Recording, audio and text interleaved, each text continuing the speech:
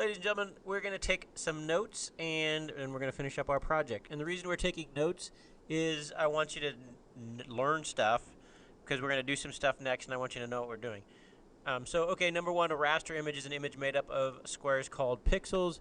So if you go into GIMP and you zoom in, eventually you're going to see the little squares, and those are called pixels. This is a raster-based program, and yeah, those are the pixels. So it's a raster image. What do you see? It's pixelated. You see the squares. Okay, write that down in your notes.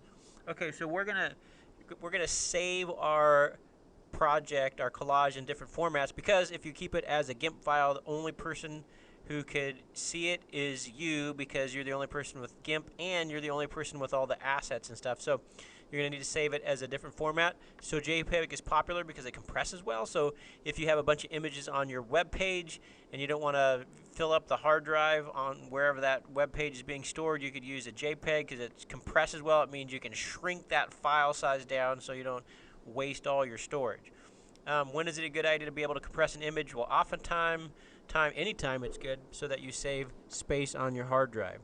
Alright, the problem with the JPEG, it's a lossy format, which means it loses some quality. So if you've ever messed around with the JPEG in Photoshop or in GIMP, sometimes it does some, like if you try to take one and make it bigger, sometimes it looks really weird because it's a lossy format. When you save your collage or anything else as a JPEG, it loses some of the information, and so sometimes it looks a little pixelated or looks a little weird or fuzzy. The other bad thing about a JPEG is there's no alpha channel, so the background always turns white. You can't have a see-through section of the picture. So if you're going to save a JPEG for the web, save it as 72 pixels per inch, because most screens don't really go above that. So if you save it over 72 ppi, you won't notice any improvement if you're looking at it on the web on a monitor.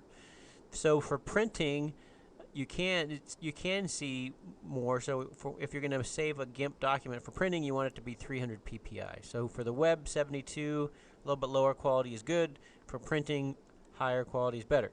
Another file format is GIF. You can be animated, so you've probably seen animated GIFs on the web. So I did a quick search for animated GIFs, and there's like this. They're normally not like a movie, super complicated, but they're like real simple little things. So these are examples of what an animated GIF would look like. So you could make those if you found an animated. Oh my gosh, a donut! Look at that. It's Homer Simpson here, and a donut over there. That's amazing. Okay. Another different file format, this is a good one. I really like this one. It's a PMG. It's a portable network graphic thing. It was created for a more powerful alternative to the GIF file with better color. This one has transparency. I like this one because it has transparency. And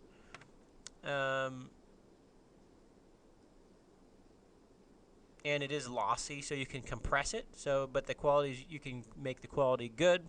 So it is lossy. You lose some information, but it is, it's fine. Okay, so here's one that you can use. So a TIFF is a bitmapped graphics file format, which means it's lossless. It loses no quality at all, but it also means it's a really big file size. So oftentimes photographers will work with a TIFF because they're gonna, they want their image to be blown up to poster size, and they want it to be as high as quality as possible. Okay, so another way you can save your document is as a PDF. So the PDFs are nice. They're often used for text files and things like that. But everybody has a free PDF program, so everybody can open a PDF. And another nice thing about a PDF for you as an artist is if you have the professional version of the PDF program, so Adobe Acrobat Professional, you can add some security to your document, so that like you could send a picture to clients, but they can't steal your work, so they can't copy and paste it, and so on and so forth. So oftentimes when you're working on a project, you want to show it to the client, hey, do you like this? But you don't want them to steal it before they pay for it. So that's what a PDF is. Okay, so Let's jump to part 9. We're going to use some of that stuff we just did. So if you look at your scoring guide, here's some stuff from the scoring guide. So we're pretty much done with the collage, but before you are done, go through the scoring guide and make sure you've done everything and make sure it looks really nice, like on this part talks about. But let's talk about this specific section of the scoring guide that says save a copy of your finished collage for print. Okay, so if we're going to save it for print with a lossless format, we learned before that that is a TIFF. So, ooh, that's big. All right, so we're going to zoom back in. I don't know why, it doesn't matter, but at any rate, went too far. Okay, so here's my picture. So I'm going to save it as a TIFF.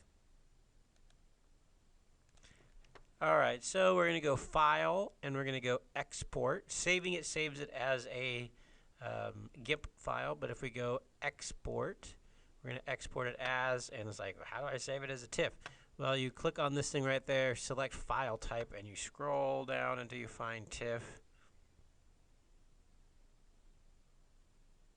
All right, so there's the TIFF, and you're going to, we want to save it right there in the collage, not in the assets folder, so we're going to export that, and these default settings are fine. So if you save layers, that makes it editable later as a TIFF. You don't really need to, because if you want to edit it, you do it as a thing. At any rate, we'll just export it like this. That's fine. All right, and we're going to keep going. Okay, so we've saved it as a TIFF. Let's keep looking at our instructions. All right, so print a copy on glossy paper. If you have glossy paper, you can. If you just have regular paper, you can. Mat it on black paper and turn it into the basket. If you are here, some of you guys are on. So this video is made when COVID-19 was going, so everybody's at home. Save a copy for your finished collage for the web. So let's go back there, and if we're going to save it as a web, a JPEG is a good compressible format. So let's see what we're going to do here. So once again, File, Export As, and we're going to select the file type, and we're going to find JPEG in here. There it is, JPEG, and then we're going to hit Export. Now this time we're going to spend a little more time on the settings because we wanted to compress it to use on the web, so we would save it as 72 if we can, or pretty darn close. There it is. And we don't need to save any of the extra information, just maybe a thumbnail and a color profile, and we'll export that. Okay, we got that one, and so we're going to go back to our spiel and put a copy of the collage on your web portfolio. Save the collage in format that is great for customer review. So probably a good version would be a PDF. So let's see if we can save this thing as a PDF.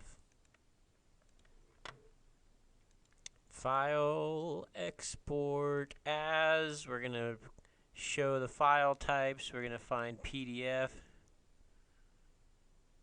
All right, portable document format, export. We can leave these the same and hit export. All right, so now let's take a peek at what we've done. When I go to my collage folder, I have my collage as a GIMP file.